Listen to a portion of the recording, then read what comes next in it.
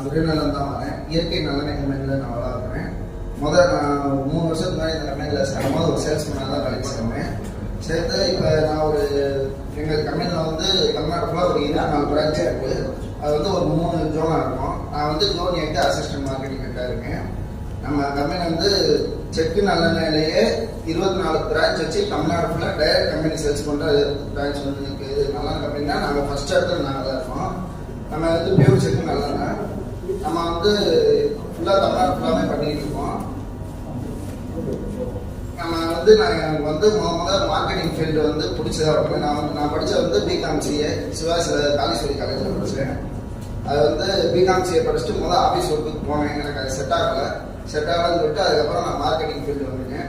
Marketing field பிடிச்சி நான் வேலை பார்த்ததுலாம் இப்போ நான் ஒரு ஜோனில் 8 பிரான்ச்சுக்கு அசிஸ்டன்ட் மார்க்கெட்டிங் ஹெட்டாக இருக்கேன். மேலும் வளரணும்.